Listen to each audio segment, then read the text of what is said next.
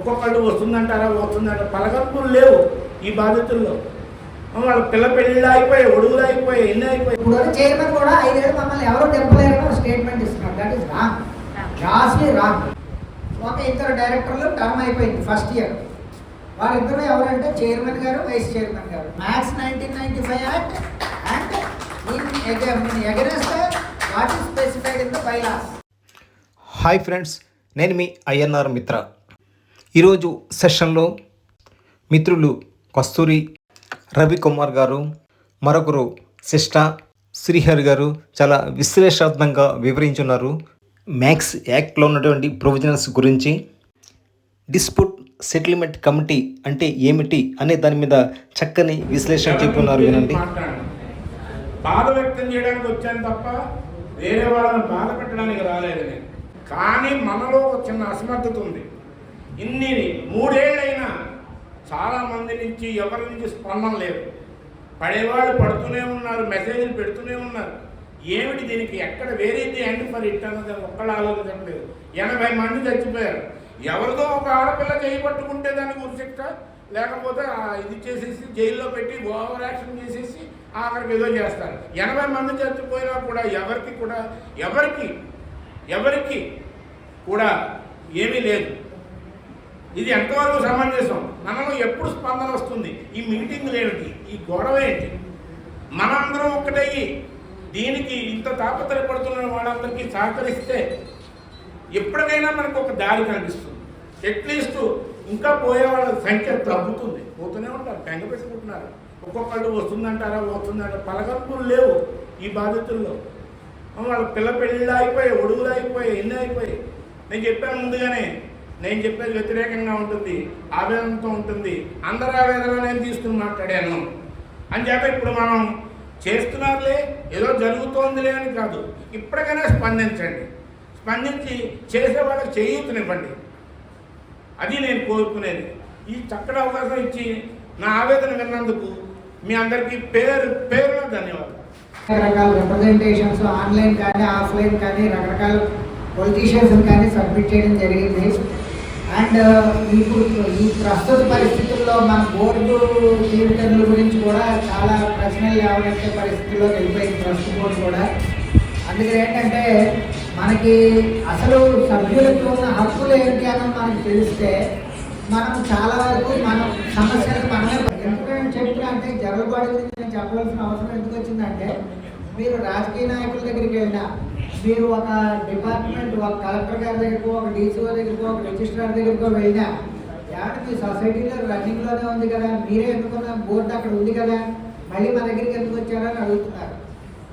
అర్థమైందండి? అంటే సొసైటీలో అల్టిమేట్ అథారిటీ లైస్ విత్ మెంబర్స్కి సర్వాధికారాలు ఉన్నాయి.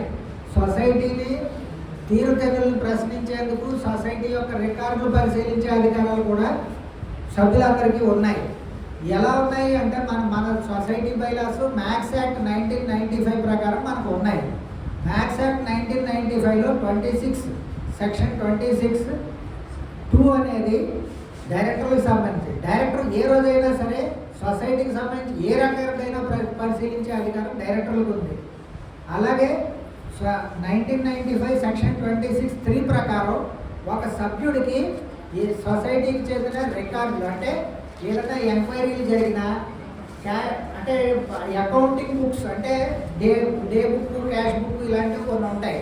అవి ప్లస్ తనకి సంబంధించిన రికార్డులు అంటే మీ యొక్క డిపాజిట్లు, మీ యొక్క ఆర్డీలు, సేవింగ్స్ డిపాజిట్లు, వీటికి సంబంధించిన కరెంట్ ఇన్ఫర్మేషన్ తెలుసుకునే అధికారాలు మీకు ఉన్నాయి. యాక్ట్లో ఇవన్నీ క్లియర్గా ప్రొవిజన్స్ ఉన్నాయి. అలాగే మనకి జనరల్ బాడీ అంటే ఏంటి? సర్వసభ్య సమావేశం అన్నం తెలుగులో దాన్ని. సర్వసభ్య సమావేశంలో మనకి సొసైటీకి చెందిన బైలాస్ అమెండ్ చేయడానికి అధికారం ఉంది. సొసైటీకి సంబంధించిన ఆడిట్ ఆమోదించడానికి అధికారం ఉంది. సొసైటీకి సంబంధించిన మనకి బడ్జెటింగ్ అంటాం. బడ్జెటింగ్ అంటే మన సొసైటీ సపోజ్ లాభాల్లో ఉందా, నష్టాల్లో ఉందా, ఎలా ఉంది అన్నది ఆడిట్లో మనకి నివేదిక వస్తుంది. అలాగే అవుట్లే అంటే నెక్స్ట్ ఇయర్కి సొసైటీలో ఇలా ప్లాన్ చేస్తుంది, బ్రాంచ్ ఓపెన్ చేద్దాం అనుకుంటున్నాం, దీనికి ఎంత ఎక్స్పెండిచర్ అవుతుంది ఏదో చెప్తారు వాళ్ళు. ఆ చెప్పిన దాన్ని మనం జనరల్గా ఏంటంటే చాలామంది they don't deep in to the details. ఇక్కడ యాక్ట్ని బైలాస్ని అనుసరించే జరుగుతుంది ఏం జరిగినా. అప్పుడు కూడా మీకు గుర్తుంటే జోషి గారు కానీ వీళ్ళందరూ కూడా 25,000 కట్టి డైరెక్టర్గా వచ్చారు. అంటే ఏంటి, ఇక్కడ మనకి ఉన్న బైలాలో ఒక సభ్యుడు 500 షేర్లు కలిగి ఉండాలన్నారు. 500 షేర్లు, క్లాస్ ఏ షేర్ అంటే 500 రూపాయలు. మన సొసైటీకి చెందింది క్లాస్ ఏ షేర్ 500 రూపాయలు. 500 రూపాయల షేర్లు 500 అంటే 25,000 రూపాయల షేర్ కలిగి ఉండాలి. అలాగే మనకి 2 జనరల్ బాడీలు కాన్సిక్యూటివ్గా అటెండ్ అయ్యి ఉండాలి. ఇలాంటివన్నీ కొన్ని స్టిపులేటెడ్ రూల్స్ ఉన్నాయి. ఆ ప్రకారం మనం మనం రిప్రజెంటేషన్ ఎందుకు ఇచ్చాం ఇప్పుడు అంటే దానికి కూడా రీజన్ ఉంది. జనరల్గా మన బోర్డు నియమావళి ప్రకారం మన బోర్డు అనేది 10 మెంబర్లు కలిగి ఉండాలి, 10 మంది డైరెక్టర్లు కలిగి ఉండాలి. ఇందులో చైర్మన్, ట్రెజరరు ఇదంతా మనకి సంబంధం లేదు. మెంబర్లు అంటే మీరు నేను సభ్యులు మనం ఎన్నుకునేది డైరెక్టర్లు మాత్రమే. ఎవరు ఎన్నికైనా డైరెక్టర్గానే ఎన్నికవుతారు. అది 10 మంది ఎన్నుకోవాలని మన నియమావళిలో ఉంది. 10 మంది డైరెక్టర్లు మనం ఎన్నుకుంటాం. అప్పుడు అమలాపురం నుంచి 2 డైరెక్టర్లు, రాజమండ్రి నుంచి 2 డైరెక్టర్లు, అలాగే వైజాగ్ నుంచి 2 డైరెక్టర్లు అనుకున్నాం. మేము ఎందుకు అనుకున్నాము అంటే మనకి జియోగ్రఫిక్ ఎక్స్టెంట్ ఎక్కువ. ఇక్కడ బ్రాంచీలకి ఈ డైరెక్టర్లు జవాబుదారీగా ఉంటారు, అక్కడ ఉన్న బ్రాంచీలకి ఆ డైరెక్టర్లు జవాబుదారీగా ఉంటారు. కాకినాడలో ఉన్న బ్రాంచీల నుంచి ఆ డైరెక్టర్లు వర్క్ చేస్తారు. ఇతరత్ర స్కాటర్డ్ అంటే ఒక విజయవాడలోనూ ఒక తుల్లోనూ ఉంటాయి. అవి ఏదో ఒక డైరెక్టర్ల పరిధిలోకి తెద్దామనే ఉద్దేశంతో అప్పట్లో ప్రతి చోట నుంచి 2 డైరెక్టర్లు అనేది బాధ్యత సంఘం ప్రపోజల్. ఆ ప్రకారమే మనం డైరెక్టర్లను ఎంపిక చేసి పెట్టుకున్నాం. వారు క్వాలిఫై అయ్యేలా మేము ప్రొవిజన్స్ కల్పించుకుని వాళ్ళని మనం స్టాట్యుటరీగా అంటే ప్రొసీజరల్గా మనం వెళ్ళి ఎన్నికలు జరిపి ఎన్నుకున్నాం. ఎన్నుకున్న తర్వాత రూల్ ఏం చెబుతుంది, స్టాగర్ టర్మ్ అయిపోయిన తర్వాత డైరెక్టర్ దిగిపోవాలి, దిగిపోయి ఎన్నికలు కండక్ట్ చేయాలి. బైలాస్ ప్రకారం కానివ్వండి, ప్రొవిజన్స్ ఆఫ్ 1995 యాక్ట్ ప్రకారం చూసినా సరే ఎలక్షన్స్ ఆర్ మ్యాండేటరీ. ఎలక్షన్ లేకుండా ఎవరు డైరెక్టర్లు ఎంపిక కారు. మనము వీళ్ళని పెట్టుకున్నప్పుడు కూడా ఎలక్షన్ ప్రాసెస్ అనేది మనం ఫుల్ఫిల్ చేశాము.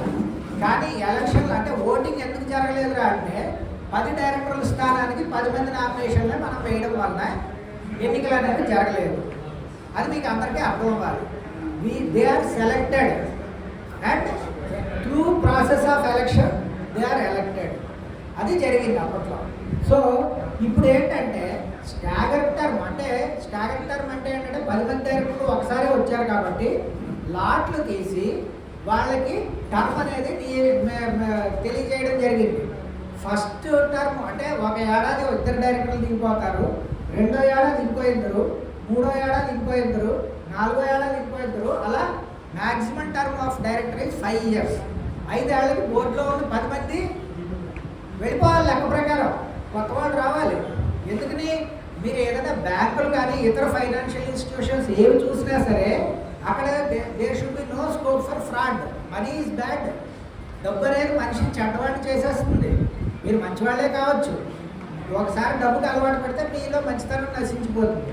అందుకని ఏంటి, బ్రాంచ్ మేనేజర్ కూడా 3 ఏళ్ళకి ఒకసారి ట్రాన్స్ఫర్ చేసేస్తారు. అప్పుడు ఏంటి, వీడు ఏమైనా తప్పులు అవకతవకలు చేసి ఉంటే బయటపడతాయి. ఇప్పుడు ఆ స్కోప్ లేకుండా విశాలాక్షి బోర్డు 20 ఏళ్ళు రన్ చేసింది బ్యాంక్ని. ఇప్పుడు డైరెక్టర్లు ఇప్పుడు చైర్మన్ కూడా 5 ఏళ్ళు మమ్మల్ని ఎవరూ దింపలేరని స్టేట్మెంట్ ఇస్తున్నారు. That is wrong, grossly wrong. అసలు టర్మ్ అయిపోయిన డైరెక్టర్లు దిగిపోయి ఉండాలి. ఆ డైరెక్టర్ వేకెన్సీలు వీళ్ళు అనౌన్స్ చేసి those who are willing to come as directors అనేది పెట్టి డైరెక్టర్లు వాళ్ళు క్రైటీరియా చూసుకుని అండ్ మన దగ్గర ఉన్న లోనీస్ ఎవరో కూడా డైరెక్టర్లుగా పోటీ చేయడానికి అనర్హులు. అండ్ షేర్ క్యాపిటల్ ప్రకారం మనం చూసుకుంటే అంటే ఇప్పుడు 25,000 రూపాయలు మించి కానీ 25,000 రూపాయలు కనీసం కానీ షేర్ క్యాపిటల్ ఉంటేనే నువ్వు డైరెక్టర్గా పోటీ చేయడానికి అర్హుడు అన్నారు. ఆ ప్రకారం చూసుకుంటే విశాలాక్షి బోర్డులో ఉన్న వాళ్ళు ఎవరో కూడా అర్హులే కాదు, అయినా కానీ వాళ్ళు నడిపించేశారు బోర్డు. సో ఇప్పుడు మనము బైలాస్ ప్రకారం వెళ్ళి ఎందుకని, because this board is constituted by the authorities అంటే DCO గారు మరి ఇతర కమిషనర్ గారు ఆదేశాల తర్వాత ఒక ఏడాది తర్వాత అంటే మన 2వ సర్వసభ్య సమావేశం టైంకి ఒక ఇద్దరు డైరెక్టర్లు టర్మ్ అయిపోయింది ఫస్ట్ ఇయర్. వారిద్దరూ ఎవరంటే చైర్మన్ గారు, వైస్ చైర్మన్ గారు. అంటే గంగిరెడ్డి త్రినాథరావు అనే డైరెక్టరు, పివి రామమూర్తి అనే డైరెక్టర్కి టర్మ్ అయిపోయింది. వాళ్ళిద్దరూ దిగిపోయి మేము దిగిపోతున్నాము అంటే మీరు మళ్ళీ మేము రీఎలెక్ట్ చేసుకుంటామని మీరు అనడం వేరు. లేదంటే మీరు కొనసాగండి అని మనం చెబితే వేరుగా ఉంటుంది. And that should have been notified 1 month before. ఎజెండాలో వాళ్ళు ప్రచురించాలి. ఇద్దరు డైరెక్టర్లు టర్మ్ అయిపోతుంది కాబట్టి వీరిని అంటే రీఎలెక్ట్ చేసుకునే సదుపాయం ఉందా లేదా అన్నది పక్కన పెడితే నాకు తెలిసి యాక్ట్లో ఎక్కడ రీఎలక్షన్ అనే ప్రాసెస్కి లేదండి. ఓన్లీ ఎవరు రీఎలెక్ట్ అవ్వచ్చు అంటే అడాప్ కమిటీలో మెంబర్లు కనుక రెగ్యులర్ కమిటీలో వెళ్ళదలిచినప్పుడు, అడాప్ కమిటీ అంటే ఎవరు, సుబ్బారావు గారు, చక్రవర్తి గారు, వీళ్ళందరూ అడాప్ కమిటీలో మెంబర్లుగా ఉన్నారు. రెహమాన్ గారు, మీ రెహమాన్ గారు, వీళ్ళు ఒకవేళ కమిటీలో వెళ్ళదలిచినప్పుడు రీఎలెక్ట్ అవ్వచ్చు వీళ్ళు. కానీ రెగ్యులర్ కమిటీలో టర్మ్డ్ డైరెక్టర్స్ ఎవరైతే ఉన్నారో వాళ్ళకి రీఎలక్షన్ అనే ప్రొవిజన్ లేదండి. సో ప్రస్తుత board it is running in total violation of the max 1995 act and in against what is specified in the bylaws. మొత్తం ఇవాళ రోజున బోర్డు అనేది స్టాట్యుటరీ వ్యాలిడిటీ లేని ఒక పరిస్థితిలో ఉందండి. ఈ విషయం మీరందరూ గ్రహిస్తే మంచిది.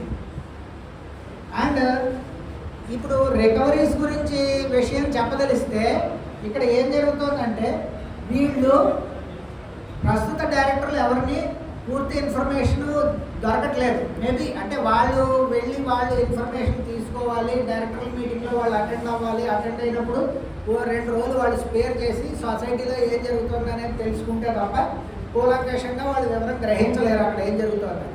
సో వీళ్ళు ఎంత టైం స్పేర్ చేసి ఎంత వివరాలు గ్రహిస్తున్నారు అనేది డైరెక్టర్లకు వదిలేద్దాము. నెక్స్ట్ ఏంటంటే ఈ వివరాలు తెలుసుకున్న తర్వాత వీళ్ళు సభ్యులకు తెలియజేయాలనే ఉద్దేశంతో మనం ఇలా ఇండివిజువల్ ఏరియాస్లో డైరెక్టర్లను ఏర్పరచాం. మీరు తెలుసుకుని మీకు తెలియజెప్పవలసిన బాధ్యత వీళ్ళకు ఉంది. మరి అది జరుగుతుందా లేదా అన్నది మీకు తెలియాలి. అండ్ మా కాకినాడలో మేము ఏర్పరచుకున్న డైరెక్టర్లే మాకేమీ చెప్పట్లేదు. అర్థమైందండి? మా గగ్గోలు మేము పెట్టడమే తప్ప వాళ్ళు ఏమీ చెప్పట్లేదు. అయితే మేము ఇప్పుడు ఎలా ఉంది అంటే అక్కడ మేము ఆఫీస్కి వెళ్తే ఒక డైరెక్టర్ నాతో అంటాడు, మీరు అపోజిషన్ పార్టీలోకి వెళ్ళిపోయారు అంటాడు. అపోజిషన్ పార్టీ అనడం పదం ఎంతవరకు సమంజసం నాకు అర్థం కాలేదు. నా ఉద్దేశం ప్రకారం అక్కడ ఉన్న డైరెక్టర్ అయినా సరే, నేనైనా సరే, మరొకరైనా సరే, మీలో కూర్చున్న ఎవరైనా సరే మనందరం డిపాజిటర్లము, మనందరం మన డిపాజిట్ల గురించి తాపత్రయపడుతున్న వాళ్ళమే. So there is no question of opposition. నేను ఇక్కడ నిలబడి మాట్లాడినంత మాత్రాన్ని నేను ఏదో గొప్పవాడిని కాదు. నేను మీలాంటి బాధితుండే నాకు వెక్స్ అయిపోయి నేను ఈ లాసు బైలాసు ఇవన్నిటి మీద కూలంకషంగా చదివేసి, ఎందుకంటే ఎక్కడికి వెళ్ళినా ముందు వాళ్ళు అడిగేది ఏంటి, మీకు పలానా ప్రొవిజన్స్ ప్రకారం స్టాట్యుటరీ బాడీ ఉంది కదా, మీరు మా దగ్గరికి ఎందుకు వస్తున్నారు? ఎందుకంటే నేను కమిషనర్ అహ్మద్ బాబు గారి ఆఫీస్కి వెళ్ళారు, కలెక్టర్ గారిని కలిశాను, డీసీఓ గారిని కలిశాను, అనేక మందిని కలిశాను. ఎవరిని కలిసిన వాళ్ళు అనేది ఏంటి, ఏమన్నా మీకు ఆల్రెడీ ఎలక్టెడ్ బాడీ ఉండగా మళ్ళీ మా దగ్గరికి వస్తారు, జనరల్ బాడీలో ఉండగా మీరు తీర్మానాలు మీరే చేసుకోవచ్చు కదా, జనరల్ బాడీ కాదు ప్రొవిజన్. జనరల్ బాడీలో ఏమీ మనం చేయించలేదు. ఒక సింపుల్ మీకు ఒక 3 పాయింట్లు నేను చదువుతా మీకు అర్థం అవ్వడానికి. నేను ఎక్కువ ఎలాబరేట్గా వెళ్ళదలుచుకోలేదు, కానీ మీకు తెలియాలి. ఎందుకంటే చాలామంది ఇవేమీ తెలుసుకోకుండా అక్కడికి వచ్చి మనము first thing amendment to bylaws అని ఒక క్లాస్ మనం జనరల్ బాడీలో చేయొచ్చు. ఇప్పుడు వాళ్ళు ఏమంటారు, బైలాస్ ప్రకారం మీరు ఎవరో ఎలిజిబుల్ కాదు, బైలాల్లో ఏముంది 2 ఏళ్ల పాటు 500 షేర్లు కలిగి ఉండాలి మీరు అంటారు. అదే 50 షేర్లు అంటే 500 రూపీస్ ఇంటూ అంటే 25,000 రూపాయలు షేర్ వాల్యూ మీకు ఉంటే మీరు డైరెక్ట్గా ఎన్నికలు అంటారు. వీళ్ళందరూ ఎలా ఎన్నికయ్యాడండి, వీళ్ళందరికీ మనం ఒక ప్రొవిజన్ కల్పించాం. As on date of election 25,000 రూపాయలు మీకు షేర్ వాల్యూ ఉంటే you are eligible to be a director. Nomination వేసే రోజుకి మీకు 25,000 రూపాయలు ఉంటే సరిపోతుంది. అది బైలా అమెండ్మెంట్ చేయడం ద్వారా. అలాగే ఇప్పుడు మీకు బైలా అమెండ్ చేసిన ప్రొవిజన్ సభ్యులకు ఉంది, ఆ విషయం మీరు తెలుసుకోవడం ఉంది. సెకండ్ థింగ్, మీకు కావాల్సిన వ్యక్తిని మీరు నామినేట్ చేసి అవసరమైతే మీరు బైలాలు అమెండ్ చేసి ఇతను పెట్టండి అని చెప్పి మీరు బైలా అమెండ్ చేయమని అడగడానికి కూడా మీకు అర్హత ఉంది. సభ్యులందరూ సంఘటితమై సాధించుకోవచ్చు, ఏదైనా చేసుకోవచ్చు. మ్యాక్స్ యాక్ట్లో ఉన్న ప్రొవిజన్స్ అవే చెబుతాయి. రీఎలక్షన్ గురించి మ్యాక్స్ యాక్ట్లో కానీ మన బైలాస్లో కానీ ఎక్కడా లేదండి. ఏమి వన్స్ ఇప్పుడు ఎప్పుడైనా సరే ఎలక్టెడ్ ఈ టర్మ్ అయిపోయిన డైరెక్టర్ కంపల్సరీగా ఎలక్షన్ జరిగి తీరాలి. అది ఇప్పటి వరకు జరగలేదు, మీరు ఎవరు ప్రశ్నించలేదు. ఆన్ పేపర్ ఇది కనుక జరిగి ఉంటే ఇది మరొక ఫ్రాడ్ కింద లెక్క. అంటే వాళ్ళు మేము ఎలక్షన్లు కండక్ట్ చేసాము అని ఏమంటారు వాళ్ళ అకౌంటింగ్ బుక్స్లోను వాళ్ళ మినిట్స్ బుక్లోను నోట్ చేసి మీరు ఇంకొకటి ప్రతి సభ్యుడికి ఏ రోజునైనా వెళ్ళి జనరల్ బాడీకి సంబంధించిన మినిట్స్ బుక్ చూసే అధికారం కూడా ఉంది. జనరల్ బాడీకి సంబంధించిన మినిట్స్ బుక్ ఏ సభ్యుడైనా ఏ రోజైనా వర్కింగ్ డేలో ఆఫీస్కి వెళ్ళి చూపించమంటే చూపించాలి వాడు. అర్థమైందండి? సో ఇవన్నీ ముందు మీ మెంబర్స్గా మీకున్న రైట్స్ మీకు తెలిస్తే మనం ఏం చేయగలము అనేది మనకు తెలుస్తుంది. నెక్స్ట్ రీసెంట్గా నేను అనేక ప్రశ్నలు సంధిస్తూ ఉంటాను. ఊరికే రిటైర్ అయిపోయి ఇంట్లో కూర్చున్నాను, ఏదో చిన్న చక్క ఇంకో ఉద్యోగం చేసుకుంటున్నాను. కానీ ఫ్రీ టైంలో నేనేంటంటే నాకు ఓపిక ఉంది. ఓపిక లేని వాళ్ళు ఎంతోమంది ఉన్నారు. నాకు తెలిసి 3 మంది విధవరాళ్ళు ఉన్నారు, బట్టలక్కలు ఉన్నారు. రూపాయి అర్ధ సేవ్ చేసుకుని 1500 రూపాయలు వాళ్ళు ఎక్కువ డబ్బు కింద కన్సిడర్ చేసి 1500 రూపాయలు డిపాజిట్లు వేసుకున్న వాళ్ళు ఉన్నారు. లక్షల్లో కాదండి, 1500 రూపాయలు డిపాజిట్ చేసి అది మెచ్యూర్ అయ్యి 3000 అయ్యి 3000 కాస్త 6000 అయ్యి 6000 కాస్త 12000 అయ్యి అలాగే ఆనందంగా నాకు 12,000 రూపాయలు డిపాజిట్ ఉందండి అని చెప్పేవాళ్ళు కూడా నాకు ఉన్నారు. సో మీకు తెలియకపోవచ్చు అలాంటి వాళ్ళు కూడా ఇందులో ఉన్నారు. ఇప్పుడు ఆయన ఎవరో అన్నారు ఇందాక, ఒక రిక్షా వాడు కూడా వేస్తారు ఇందులో. అలాంటి వాళ్ళు కూడా ఉన్నారు. వాళ్ళ గురించి మనం పనిచేయాలి. మనం ఏదో పూట గడవని పరిస్థితుల్లో మనం లేవు, కానీ ఎంతోమంది పూట గడవని పరిస్థితుల్లో ఉన్నారు. వాళ్ళ గురించి ఆలోచించైనా మనం కాస్తో కోస్తో బుద్ధిజీవులు అంతో ఎంతో సబ్జెక్ట్ నాలెడ్జ్ ఉన్నవాళ్ళు మనం వాళ్ళ గురించి పాటుపడతాం. కనీసం వాళ్ళకి న్యాయం చేస్తాం. అలాగా నేను మనకి మ్యాథ్స్ యాక్ట్ సెక్షన్ 26(3) ప్రకారం మీకు వాళ్ళు ఇవన్నీ చూపించాలి. నెక్స్ట్ లేటెస్ట్గా నేను అడిగిన ఒక ఇన్ఫర్మేషన్కి నేను మన డిస్ప్యూట్ సెటిల్మెంట్ కమిటీకి రిప్రజెంట్ చేశాను. బాధితుల సంఘం తరఫు నుంచి రిప్రజెంట్ చేస్తే దానికి డైరెక్ట్గా వాళ్ళు రిప్లై ఇవ్వలేదు, కానీ డీసీఓ ఆఫీస్ ద్వారా వాళ్ళకి క్వెరీ వచ్చింది. దానికి రిప్లై చేస్తూ ఆయన చెప్పింది ఏంటంటే, మనకి ఇవాళ వరకు డిస్ప్యూట్ సెటిల్మెంట్ కమిటీకి 1370 కేసులు వచ్చాయని. ఓకే, 1450 కేసులు వచ్చాయి డిస్ప్యూట్ సెటిల్మెంట్ కమిటీ. అంటే ఈ కేసులు ఏంటి? డిస్ప్యూట్ అంటే ఏంటంటే, ఇప్పుడు సపోజ్ మీరు ఉన్నారు, మీరు ఒక 1 కోటి రూపాయలు లోన్ తీసుకున్నారు. 1 కోటి రూపాయల లోను ఈ మనకి సొసైటీ మూతపడే నాటికి వడ్డీతో కలిపి 1,30,00,000 అయింది. 1,30,00,000 అని చెప్పి సిట్ రిపోర్ట్ అంటే స్టాట్యూటరీ ఇన్వెస్టిగేషన్ టీం వాళ్ళు వచ్చి చేసిన రిపోర్ట్లో వాళ్ళు పేర్కొన్నారు, మీకు ఏప్రిల్ 22 నాటికి 1,30,00,000 మీది బకాయి ఉందండి అని. అయితే వాడు వచ్చాడు నా దగ్గరికి, నేను ప్రస్తుతం బోర్డు.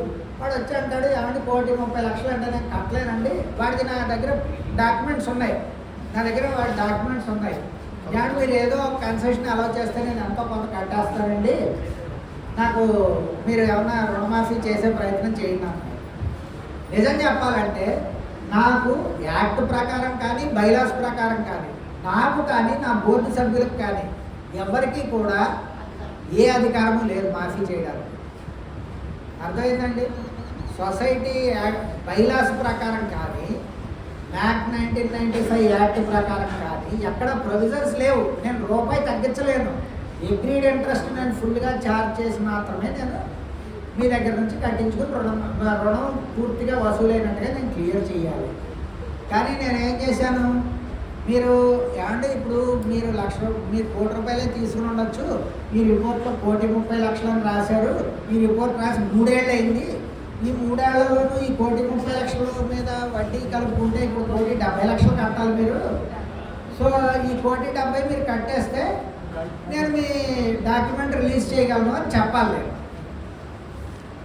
అయితే అలా కాకుండా నేను ఒకవేళ వాడికి 1,30,00,000 కట్టించుకుని నేను డాక్యుమెంట్ రిలీజ్ చేసినట్లయితే ఇంటెన్షనల్గా కానివ్వండి అన్ఇంటెన్షనల్గా కానివ్వండి సొసైటీ యొక్క ఆస్తులకి సొసైటీ యొక్క సొమ్ములకి నా వలన అపకారం జరిగినట్లే, నేను డిస్క్వాలిఫై అయిపోయాను.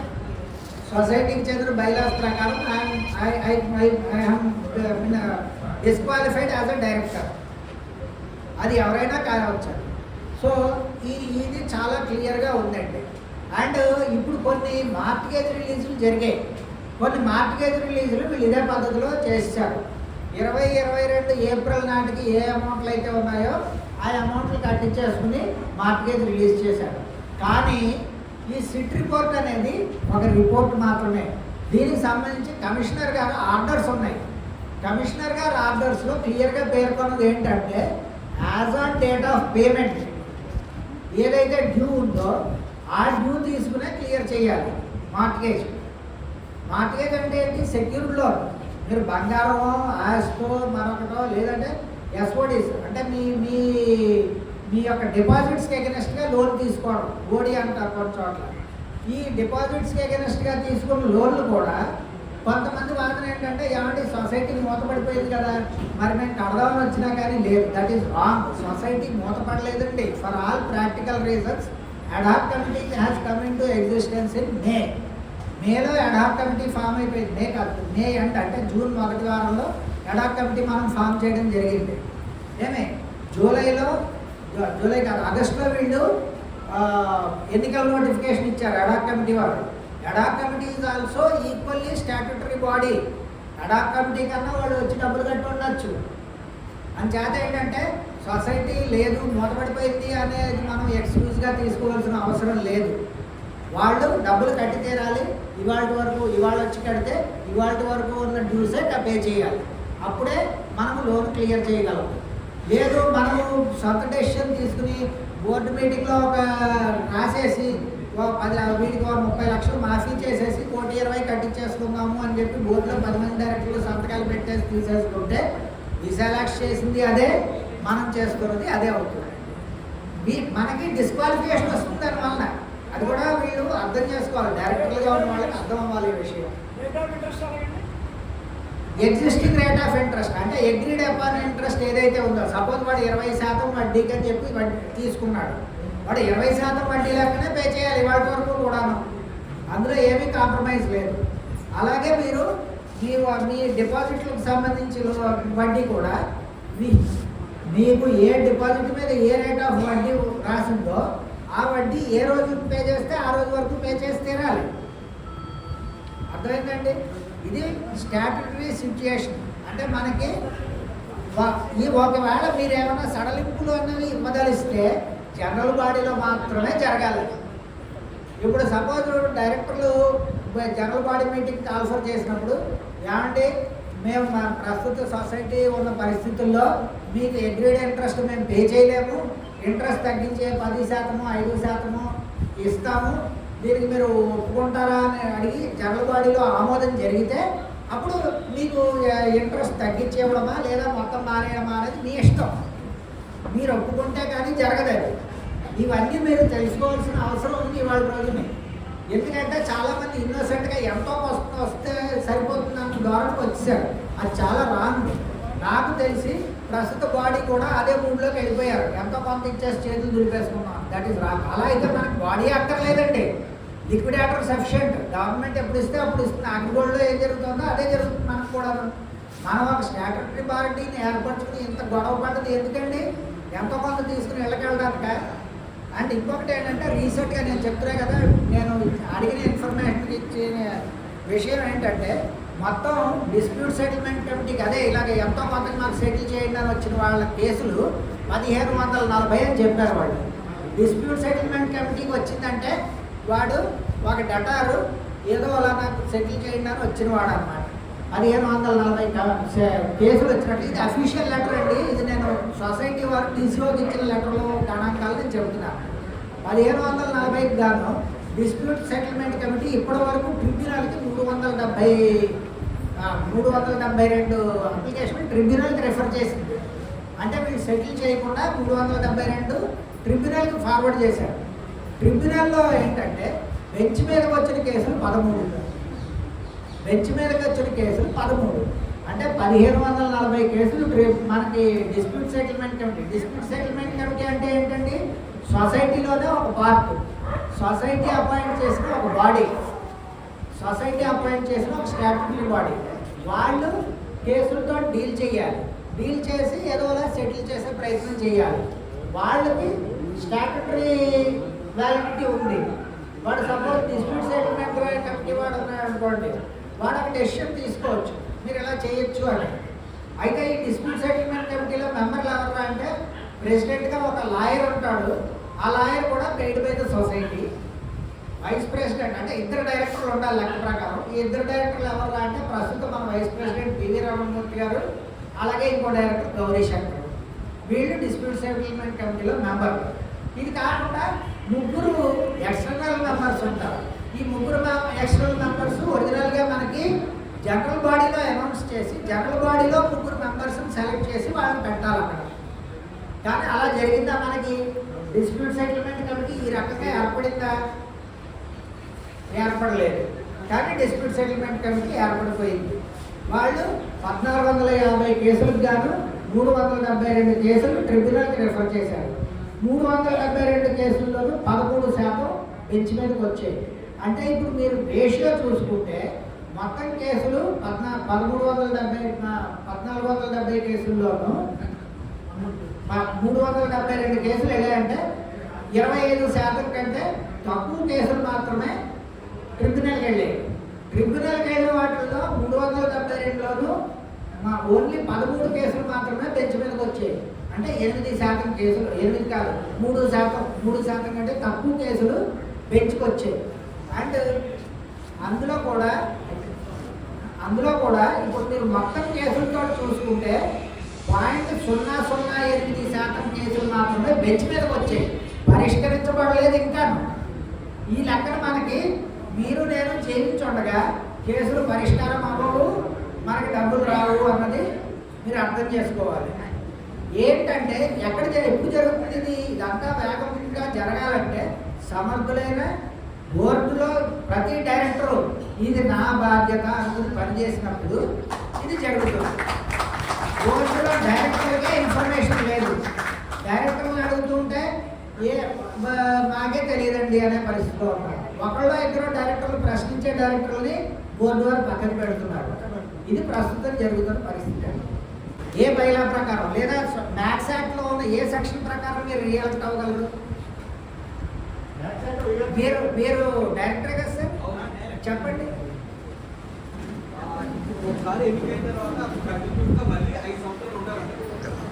అది కరెక్టే. స్టాగర్ టర్మ్ కంప్లీట్ అయిపోయిన తర్వాత మీరు రియాక్ట్ అవ్వగలరా?